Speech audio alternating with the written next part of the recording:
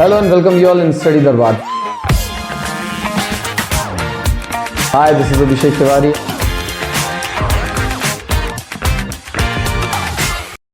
Hello and welcome you all in our channel once again.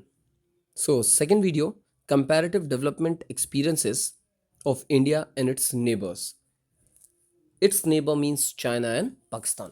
तो इन दोनों के बारे में हमें बेसिकली पढ़ना है, what all things were there. So let's start with the topic.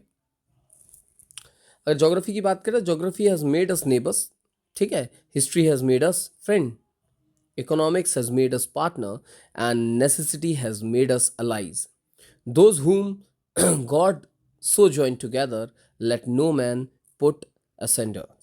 This is a quote basically. So, the important thing which we have to study in this chapter is development path of India, China and Pakistan. As we all know, India and Pakistan दोनों को independence जो मिली थी वो 1947 में मिली थी.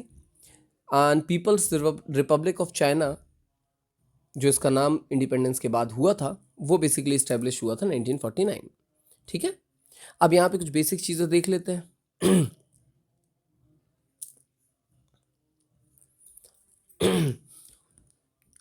सबसे पहले, अगर nation have been primarily trying to adopt various means which will strengthen their own domestic economy. To this effect, they are forming regional and global economic groupings such as SAARC बनाया था,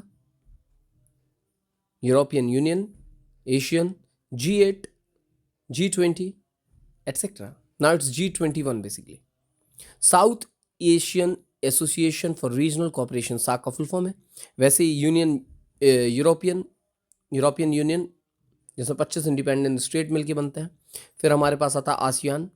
ठीक है, तो ASEAN basically the association of South East Asian nation. ठीक है, फिर आता है G8 and G21. These are some of the groups जो कंट्री वाइज लोगों ने एक साथ मिलके बनाया है, जिसमें दोनों देश या more than 2 countries which have been the part of this particular association वो सब लोगों की एक साथ मदद करते हैं इकोनॉमिकली.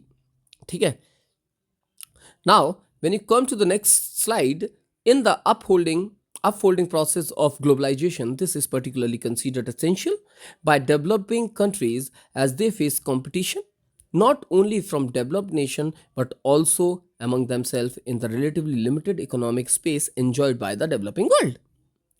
बेसिकली डेवलपिंग कंट्रीज के लिए the most important thing was globalisation. Globalisation एक जरिया था, एक टूल था जिससे आप अपने देश की इकोनॉमी को बहुत ज़्यादा अच्छी स्ट्रेंथन दे सकते हैं.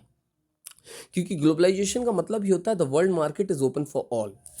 इन सब के बारे में डिटेल में इस साल अभी जब आपका 19 तारीख को पेपर है तो डिटेल में इस सब के बारे में बात करने से कुछ फ़ायदा नहीं है. ठीक है, तो इस चैप्टर में बेसिकली हम लोग को डेवलपमेंटल स्ट्रेटजीज देखनी है जो कि इंडिया ने परस्यू की है, और largest two of its neighbouring economies Pakistan and China. ठीक है, तो हमें बेसिकली पाथ देखने तीनों के कैसे थे. ठीक है, are you getting what I am saying? तो 1947 में इंडिया और पाकिस्तान आज़ाद हुआ था. 1949 में एक देश जिसका नाम है चाइना वो आज़ाद हुआ था. ठीक है, आपको पता है ये डेट पूछी जाती है कि India's first 5-year plan was launched in which year. So in 1951 the first 5-year plan was launched by the planning commission of India which was made in 1950 only by the Prime Ministership of Pandit Jawaharlal Nehru. Then China's first 5-year plan was launched in 1953 and that of Pakistan was launched in 1956. Important dates हैं, याद रखना, एक number में आपको आ सकती है. अब 1970 तक की कहानी अगर हम देखेंगे तो तीनों कंट्रीज ने जो स्ट्रेटजीज थी वो सिमिलर थी और सिमिलर ग्रोथ रेट हमें तीनों में दिख रहा था. ठीक है, कब तक? 1917 तक. 1918 भी 80s भी ले लेते हैं, लेकिन एग्जैक्ट अगर फिगर बोलते हैं तो 1970. ठीक है, अब एक और चीज़ पूछी जाती है, इकोनॉमिक रिफॉर्म जो चाइना में, इंडिया में और पाकिस्तान में अडॉप्ट किए थे या लॉन्च किए थे वो कब कब किए थे. तो 1978 में किए था चाइना ने, उसके 10 साल बाद 1988 में पाकिस्तान एंड 1991 इंडिया. एक बात याद रखना, इंडिया को करनी पड़ी थी. ठीक है, बोझ था तो उसे खाली करने के लिए हमें 1991 की न्यू इकोनॉमिक रिफॉर्म लेके आना था. But when we talk about China, तो चाइना में ऐसी कोई नेसेसिटी नहीं थी. दे हैव सीन कि करना चाहिए जिससे अच्छा होगा, तो दे हैव अडॉप्टेड इट. और बेसिकली उसे इकोनॉमिक रिफॉर्म से ज़्यादा अच्छा अगर बोले तो इंडस्ट्रियल रिफॉर्म था जो 1978 में 2 फेजेस में आया था. That we will going to see in upcoming slides. So these new revolutionary changes in China and India, even though they differ in content, symbolizes the new spirit of Asia and new vitality which is finding expression in the countries in Asia. That is said by Jawaharlal Nehru. China after the establishment of People's Republic of China, ये इधर की basically country under one party rule, single party system है. All the critical sector of the economy, enterprises and land owned and operated by individual were brought under government control. सारा का सारा government की control में आ गया. ठीक है. इसे one of the oldest civilisation in the world बोलते हैं, चाइनीज सिविलाइजेशन. ऑफिशियल लैंग्वेज जिसकी मैंड्रिन है. ठीक है. Established under the one party system known as the communist system. ठीक है. अब डेवलपिंग की स्ट्रेटजीज इनकी बेसिकली क्या थी, तो सबसे पहले अगर हम देखेंगे तो GLF के पहले after the establishment of peoples republic China under one party rule all the critical sectors of economy enterprises, ये सारे के सारे गवर्नमेंट के कंट्रोल में आ गए. सबसे पहली चीज. दूसरी GLF शॉर्ट फॉर्म नहीं लिखेंगे, जब भी पेपर में आएगा you have to write the full form, जो 1958 में आई थी. 1958 इज इंपॉर्टेंट ईयर, जिस साल ग्रेट लीप फ्रंटियर बनाई गई थी, फॉरवर्ड बनाई गई थी. ग्रेट का मतलब होता है महान, लीप मतलब होता है छलांग, और फॉरवर्ड मतलब होता है आगे, आगे की तरफ एक महान छलांग. कैंपेन चालू किया था 1958 में अंडर द लीडरशिप ऑफ माओ जेडांग. माओ जेडांग साहब बहुत इंपॉर्टेंट रोल प्ले किए थे, तो नाम याद रखना इनका, माओ जेडांग. ठीक है. तो माओ जेडांग साहब ने इस ग्रेट लीप फॉरवर्ड में क्या काम हुआ था, तो सबसे पहली चीज याद रखना, एग्रेरियन इकोनॉमी को मॉडर्न इकोनॉमी में कन्वर्ट करने की बात हुई थी, where people were encouraged to set up industries in their backyard. अपने बैकयार्ड में बेसिकली जो उनका अभी खेत जहाँ पे वो कुछ उगा रहे थे, खाली पड़ा हुआ था, वहाँ पे दे आस्क्ड कि आप इसमें इंडस्ट्रीज लगाओ, कुछ ना कुछ चीज़ प्रोड्यूस करो. तो आप इमेजिन करो यार, आपके देश में जितने भी घर हैं, हर घर के पीछे अगर छोटी छोटी इंडस्ट्रीज बन जाए तो कितना आप उत्पादन करोगे, कितना आप प्रोडक्शन करोगे. And the more you produce the more you will going to sell in the market. आपके देश की फुलफिलमेंट अगर फुल हो गई है तो आप इसे क्या करेंगे, बाहर भेजना स्टार्ट करेंगे. जब आप एक्सपोर्ट करेंगे तो आपको क्या मिलेगा, in return money. That's what Mao Zedong vision. लेकिन ये अकेले करने की बात नहीं हुई थी, तो उन्होंने क्या बोला, 1958 में करीब करीब 26,000 कम्यून्स बन गए थे. तो कम्यून क्या, group of people who came together. उन्होंने इंडस्ट्रीज बनाई और उस इंडस्ट्री से जो भी उत्पादन हुआ उसे आपस में बांटा और गवर्नमेंट को टैक्स भी दिया. तो ये जो 26,000 बनी थे, इन्हें कम्यून्स कहते हैं. Communes which are made by the community. Community मतलब ग्रुप ऑफ पीपल. ठीक है. GLF campaign met with many problem, कई सारी प्रॉब्लम आई. ऑल्सो एक सीवियर ड्रॉट आया था, ड्रॉट मतलब सूखा पड़ गया था, जिसमें करीब करीब 30 मिलियन पीपल मर चुके थे. रूरल एरियाज में अगर बात करो तो communes were started under the commune system. People collectively cultivated land also. लोगों ने मिलकर क्या किया, कल्टिवेट किया लैंड को भी. मतलब इंडस्ट्रीज तो लगाई छोटी छोटी, उसके अलावा ये भी काम करना स्टार्ट किया. समझ आ रहा है क्या बोल रहे हैं. तो ये भाई साहब हैं माओ साहब. ठीक है. इन्होंने एक और चीज़ की थी जो कि जस्ट करीब करीब 7 साल बाद 1965 में ही इनॉग्रेटेड और he started great proletarian cultural revolution, जिनका मेन फोकस था अपने कल्चर को बचा के रखना. ठीक है. और इसमें माओ ने इंट्रोड्यूस किया था ये revolution, under which student and professionals were sent to work and learn from the country side. Native citizen से ही सीखोगे. लेकिन आपको एक चीज इसमें याद रखना होगा कि ये जो चीज हुई थी ग्रेट प्रोलेटेरियन कल्चरल रेवोल्यूशन, इसमें इनके कॉन्फ्लिक्ट जनरेट हो गए थे विद रशिया, जिसके कारण रशिया ने विद्रॉ कर लिए थे अपने प्रोफेशनल्स को. कहाँ से, जिनको इन्होंने भेजे थे चाइना में for helping them in industrialisation process. ठीक है. फिर यहाँ पे इंपॉर्टेंट होता है इंडस्ट्रियल रिफॉर्म, जो ये खुद से लेके आए थे 1978. 1978 में इंडस्ट्रियल रिफॉर्म या जैसे इकोनॉमिक रिफॉर्म कहते हैं, ये दो तरीके से दो फेज में आया था. In the first phase reform were initiated in agriculture, foreign trade and investment sector.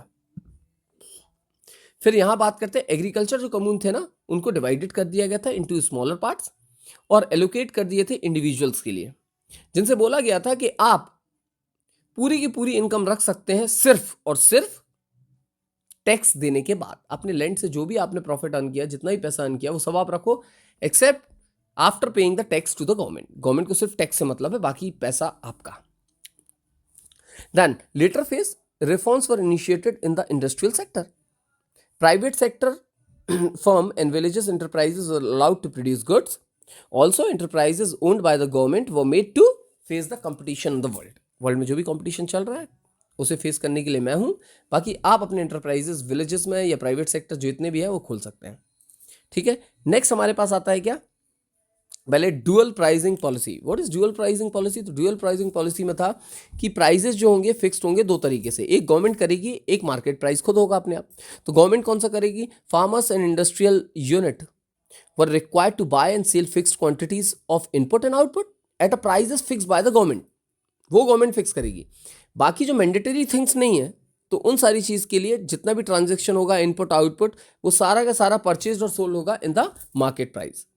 And the next point is special economic zone. Now, what is this special economic zone? So, special economic zone is a geographical region that has economic laws different from a country's typical economic laws.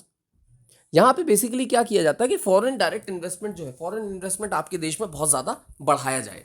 क्यों? क्योंकि यहाँ पे tax नहीं लिया जाता, किसी एक particular चीज़ को प्रमोट किया जाता है कि उसकी इंडस्ट्रीज वहाँ पे हो। जैसे हमारे यहाँ for an example IT parks, electronic parks, ठीक है, ये बेसिकली पार्क्स जो बनाते हैं यहाँ पे हाथी घोड़े नहीं घूमते हैं। जो IT पार्क्स होते हैं बेसिकली वहाँ कंपनीज लगाई जाती हैं। ठीक है, तो यहाँ पे टैक्सेस बहुत कम लिए जाते हैं या लिए ही नहीं जाते हैं, और बाहर से बहुत ज़्यादा पैसा आपके देश में आता है, जो हमारे यहाँ 1991 में with the help of LPG introduce हुआ था। Are you getting? यहाँ तक कोई डाउट तो नहीं। इसके बाद आता है पाकिस्तान। पाकिस्तान की जब हम बात करेंगे तो पाकिस्तान की जो कंडीशन थी ऑफिशियली जिसे हम इस्लामिक रिपब्लिक ऑफ पाकिस्तान कहते हैं, पाकिस्तान ने इंडिपेंडेंस 14 अगस्त 1947 को मिली थी। 1947 में सिविल वॉर हुआ था जिसके कारण ईस्ट पाकिस्तान बनाया गया, and that too independence of Bangladesh. Pakistan was characterized by three things. एक तो वहां पे स्लो इकोनॉमिक ग्रोथ रेट था, दूसरा मिलिट्री रूल, और तीसरा पॉलिटिकल इंस्टेबिलिटी। ये तीन चीजों के कारण ये देश उस समय से 1947 से आज तक बहुत ज्यादा ग्रो नहीं कर पाया। Pakistan is the 6th most populous country in the world, जिसकी 1/3 पॉपुलेशन अभी भी गरीबी रेखा के नीचे आती है। It has second largest Muslim population just after Indonesia. Indonesia में सबसे ज्यादा, उससे कम पाकिस्तान में आती है। नेशनल लैंग्वेज की बात करते हैं तो यहाँ की उर्दू नेशनल लैंग्वेज है। ऑफिशियल लैंग्वेज की बात करते हैं तो अंग्रेजी है। इकोनॉमिक रिफॉर्म जब पाकिस्तान की बात करते हैं तो Pakistan followed a mixed economic system, जैसे हमारे इंडिया में, जिसका मतलब होता है को existence of public and private sector. इधर भी ग्रीन रेवोल्यूशन आया था 1960s में। भारत में ग्रीन रेवोल्यूशन का जनक किसे कहा जाता है? Who is known as the father of green revolution in India? That is MS Swaminathan. And the father of green revolution in general और इन वर्ल्ड कहा जाता है नॉर्मन बोरलॉग। तो 1960 में यहां पर ग्रीन रेवोल्यूशन आया। Also the increase in public investment in infrastructure led to a rise in production of food grain. In the early 1970s the nationalisation of capital goods industry takes place. क्या ये important, बहुत हंसी मजाक की चीज़ है, हंसने की चीज़ है कि यहाँ पे कैपिटल गुड इंडस्ट्रीज को नेशनलाइज करना स्टार्ट किया 1970s में, starting of the early 1970s में। लेकिन ये जब झेल नहीं पाए तो लेट 1970s में गवर्नमेंट ने स्टार्ट कर दिया पॉलिसीज ऑफ डिसेंट्रलाइजेशन और denationalisation of these capital good industries. Then आता है financial support during the late 1970। Late 1970 में इनको पैसे की कमी ही पड़ी, पैसा चाहिए, कहाँ से आएगा? तो भैया during this period Pakistan received financial support from other countries like UK, New Zealand etcetera. Remittance मिलने लगा from emigrants to the Middle East, जो इस पर्टिकुलर देश से मिडिल ईस्ट में जॉब के लिए या काम के लिए गए थे, उन लोगों ने रेमिटेंस देने स्टार्ट किया। 1988 में the reform were initiated in the country. यहां किसी को कोई डाउट है? ठीक है ना। The introduction of green revolution led to the mechanisation of and increase in public investment in infrastructure in selected areas, which finally led to the rise in the production of food grain. This changed the agrarian structure dramatically. In the 1970s, nationalization of capital goods industry were started, लेकिन फिर वो उसी साल बंद भी हो गया, ये मैंने अभी आपको बताया। अब इंडिया की बात करते हैं तो इंडिपेंडेंस के बाद इंडिया अडॉप्टेड मिक्स्ड इकोनॉमी, जो हमने अभी पढ़ा है। दोनों प्राइवेट और पब्लिक सेक्टर एक साथ काम कर रहे थे। हमारे यहाँ अगर इकोनॉमिक 5 ईयर प्लान की बात करें तो 1951 में पहला स्टार्ट हुआ था, 1951 टू 1956, ठीक है। याद रखना है। Public sector was given importance in order to eliminate poverty, unemployment. Public sector contributed to the industrialization of the economy. It also helped Indian economic to achieve a considerable degree of self-sufficiency. अब हम बात करते हैं directly comparative study India, Pakistan and China. अभी किस basis पे कर रहे हैं? तो सबसे पहले डेमोग्राफिक इंडिकेटर्स की बात करते हैं। डेमोग्राफिक इंडिकेटर्स की बात करें तो पॉपुलेशन की बात देख लेते हैं। तो पॉपुलेशन अगर हम बात करते हैं दोनों देश की, तो पॉपुलेशन एस्टिमेटेड पॉपुलेशन अगर मिलियन की बात करते हैं, इसमें ईयर जो दिया हुआ है 2017 से 18 जो आपकी बुक में दिया, उसी अगर ईयर की बात करते हैं तो सबसे ज़्यादा आपको डेटा याद करने की बिल्कुल ज़रूरत नहीं है। आपको the most important thing which you have to remember, सबसे ज़्यादा किसकी है और सबसे कम किसकी है। जो बीच वाला बचता है वो बीच में रहेगा, जो तीसरा बचेगा। तो एस्टिमेटेड पॉपुलेशन मिलियंस में बात करें तो इंडिया की सेकेंड हाईएस्ट थी 17-18 में। At present if you going to talk, तो China have the second, first is India and third is the Pakistan. उस समय इंडिया सेकेंड पे था, चाइना फर्स्ट पे था एंड पाकिस्तान थर्ड पे था। एनुअल ग्रोथ ऑफ पॉपुलेशन जो थी हमेशा से स्टार्टिंग चाइना की सबसे ज़्यादा है, सॉरी पाकिस्तान की सबसे ज़्यादा है। पाकिस्तान 2.05 पे है, इंडिया सेकंड पे है 1.03 and China is on third 0.46। Why it is in third? तो इसके लिए आपको पता होना चाहिए चाइना ने इंट्रोड्यूस की थी एक policy, that is one child policy, जो 1979 में स्टार्ट हुई थी। पेपर में आता है कब आई थी वन चाइल्ड पॉलिसी, कब से स्टार्ट की थी और किस देश ने स्टार्ट की थी। तो it was started by China in the year 1979 which was ended in the year 2015, जब इनको पता चला एक बच्चे से कुछ नहीं होगा, क्योंकि इस समय के बाद आपके देश में बुजुर्ग पॉपुलेशन बहुत ज्यादा होगी, यंगस्टर बहुत कम होंगे, जब आपका देश बहुत वीक हो चुका होगा। That's why they have stopped that particular policy, that is one child policy in the year 2015। याद रखना।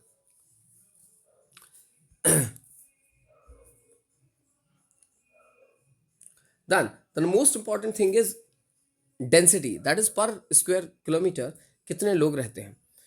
चाइना बहुत ज़्यादा बड़ा एरिया है, तो सबसे कम यहीं पे रहते हैं 148 पर square kilometre. India comparatively China से बहुत छोटा है, लेकिन इन पॉपुलेशन वाइज बहुत ज़्यादा है, तो 455 पर स्क्वायर किलोमीटर पॉपुलेशन हमारे यहाँ रहती है, और पाकिस्तान 275 सबसे कम। सेक्स रेशियो की बात करें, दैट इज पर 1000 मेल कितनी फीमेल आपके यहाँ है ऑन एन एवरेज। तो सेक्स रेशियो सबसे ज़्यादा है कहाँ पर? चाइना में। सेकेंड नंबर आता है पाकिस्तान।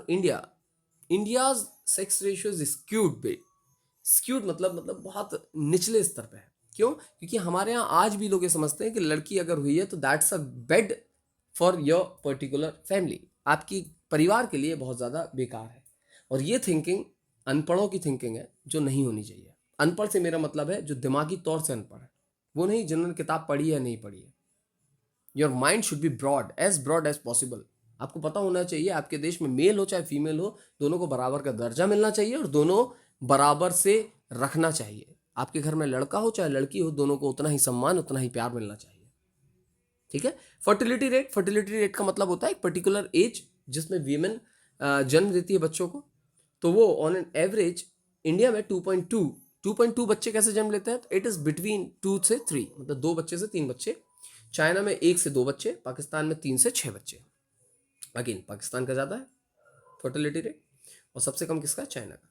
अर्बनाइजेशन, तो अर्बनाइजेशन सबसे ज़्यादा ऑब्वियसली चाइना, सेकेंड नंबर पे आता है पाकिस्तान एंड थर्ड नंबर पे आता है इंडिया। ठीक है। तो डेमोग्राफिक इंडिकेटर्स में कितनी चीज़ें हमने देखी? हमने सबसे पहले पॉपुलेशन देखा, एनुअल ग्रोथ पॉपुलेशन देखा, डेंसिटी देखा, density that is per square kilometre, then देखा sex ratio, then fertility rate, then urbanisation. Hope this is clear. फिर हमारे पास आता है comparative study again with gross domestic product, GDP. ठीक है।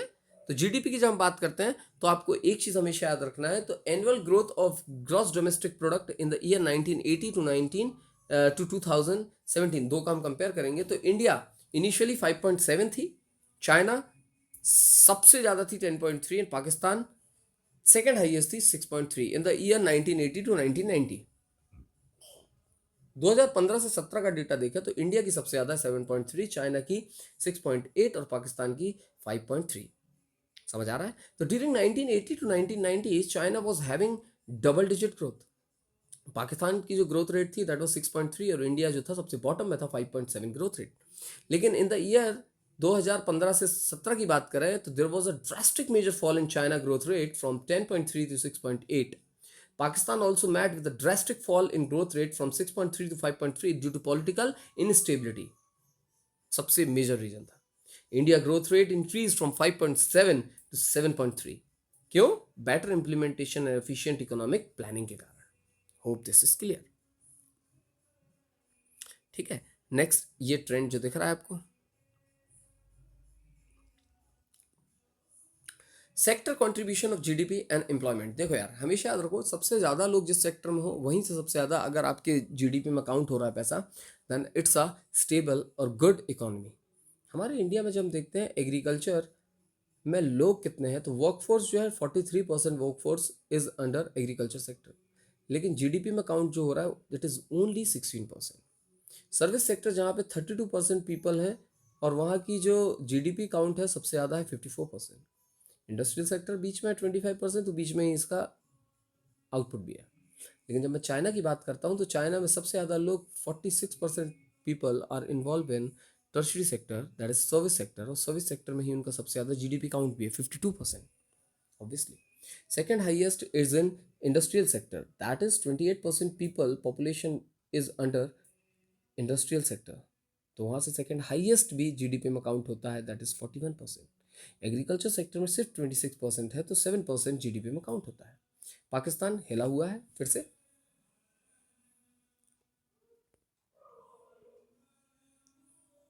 समझ आ रहा है क्या बोल रहे हैं? तो यहाँ पे एक चीज़ अगर आप देखें, वर्कफोर्स के बारे में हम डिटेल में पढ़ेंगे तो आपको एक चीज़ समझ में आएगा कि primary sector, due to climatic condition, the suitable area of cultivation was only 10%. Till 1980s, almost 80% of the population was dependent on farming as their sole source of livelihood. था भाई. Since then, तब से अभी देखें तो the government encouraged people to leave their field and opt, मतलब choices the for other activities like handicraft, commerce, business, transport. Secondary sector, tertiary sector की बात करें तो चाइना में, मतलब China manufacturing sector, that is secondary sector and service sector contribution is the highest to GDP. Also, GDP has been shifted employment and output from agrarian to manufacturing and then to the service sector. तो simple सी बात देखें तो in the last 2 decades मतलब 20 साल, the contribution of agriculture sector to GDP has decline, गिरा है. In the industrial sector China had maintained a double-digit growth rate. In the service sector, China also raised its growth rate. अब हम last देखते हैं जो कि आता है क्या, ह्यूमन डेवलपमेंट इंडिकेटर. कोई भी 6 इंडिकेटर्स के बारे में बात किया जाता है, लेकिन हम पूरे देख लेते हैं. Some selected indicators of human development 2017 से 19 का डेटा फिर से देखते हैं और हमें देखने मिलेगा क्या कि अगर हम ह्यूमन डेवलपमेंट इंडेक्स की वैल्यू की बात करें, जिसकी वैल्यू 0 से 1 के बीच में होती है, चाइना फर्स्ट पे है 0.76, इंडिया सेकंड पे है 0.6 and Pakistan is on third 0.5. Rank की बात करें तो सबसे अच्छी रैंक जो है चाइना की 87, 130 is of India and last is of Pakistan. इसमें हर चीज़ में चाइना आगे होगा, सेकंड नंबर पे इंडिया होगा और थर्ड नंबर पे पाकिस्तान होगा. लाइफ एक्सपेक्टेंसी सबसे ज़्यादा जो है 76.9, that is approximately 77 year is of China, 70 year is of India and Pakistan is on 67.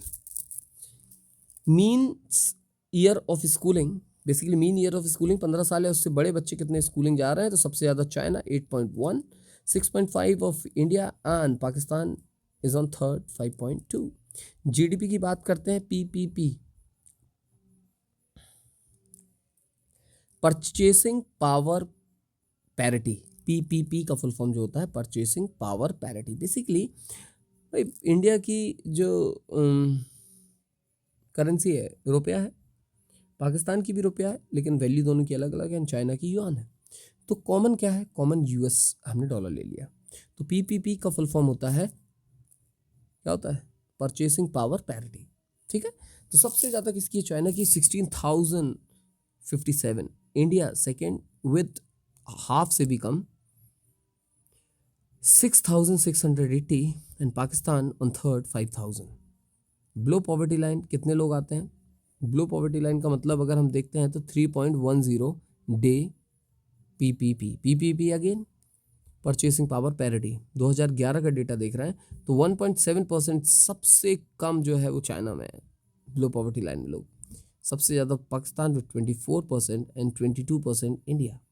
Infant mortality rate basically क्या होता है, 1 साल से कम नवजात शिशु जन्म लेने के बाद 1 साल से भीतर कितने लोग मर गए पर 1000, कितने लोग डेथ हो गई पर 1000 बच्चे, उसे कहते हैं। तो जितना कम होगा उतना अच्छा होगा। 7.4%, 7.4 है पर 1000 चाइना का, 7.4 अगेन 7 से 8, 29.9% of India and 57.2% is of Pakistan. ये बताती है आपके देश में मेडिकल फैसिलिटी कैसी है।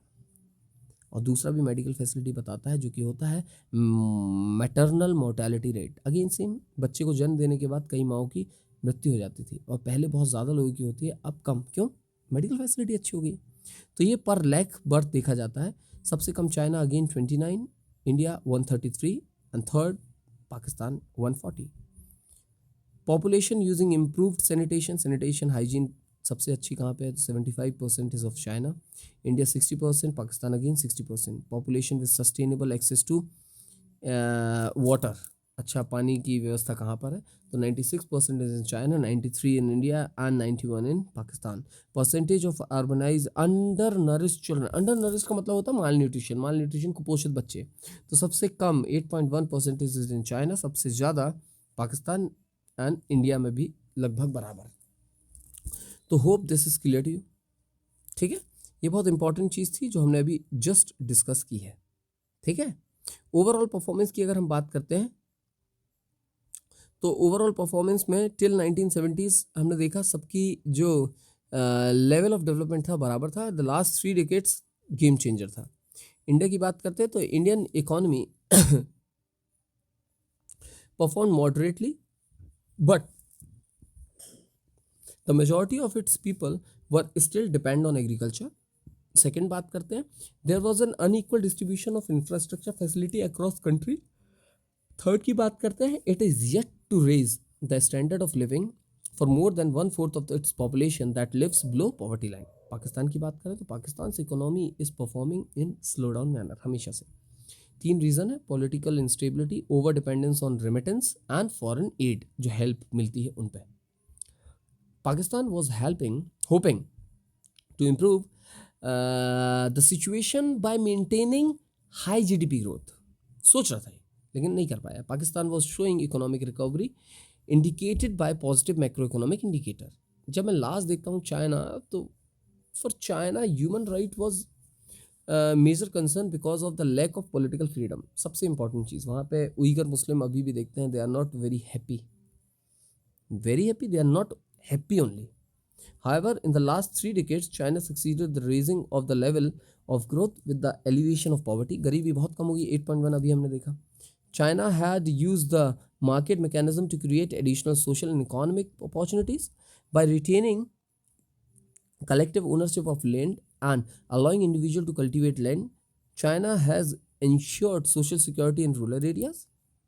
Also, public intervention in providing social infrastructure brought positive result in human development indicators. ठीक है, इसके बाद जो इंपॉर्टेंट कुछ डेट्स हैं जो इस चैप्टर से रिलेट करती हैं वो आपको बहुत ज़्यादा इंपॉर्टेंट है जो याद रखना है। उसमें सबसे इंपॉर्टेंट आता है पहले Pakistan independence 14 August 1947, India independence 15 August 1947, establishment of peoples Republic of China 1949, first 5 year plan India में कब आया? 1951, China 1953, Pakistan 1956। Great leap forward जो कैंपेन था वो इनिशिएट हुआ था modernise China economy, to modernise China's economy. कब स्टार्ट हुआ था? 1958। फिर great proletarian cultural revolution introduce by Mao. Under this student and professionals were sent to work and learn from countryside. ये कब स्टार्ट हुआ? 1965। Nationalization of capital goods industry in Pakistan early 1970, and again denationalization of capital good industries in Pakistan late 1970s. Civil war in Pakistan, East Pakistan resulted in independence of Bangladesh, that is in 1971. Indira madam ने नाम दिया था बांग्लादेश इसी समय। Then reform introduced, तो India में reform हुआ था 1991, उसके 3 साल पहले पाकिस्तान में 1988 और उसके 10 साल पहले चाइना में 1978। Then introduction of one child policy in China, China में वन चाइल्ड पॉलिसी अभी बताया था आपको 1979 में स्टार्ट हुआ था, फिर बंद कब कर दिया गया था? तो evolution of one child policy in China in 2015।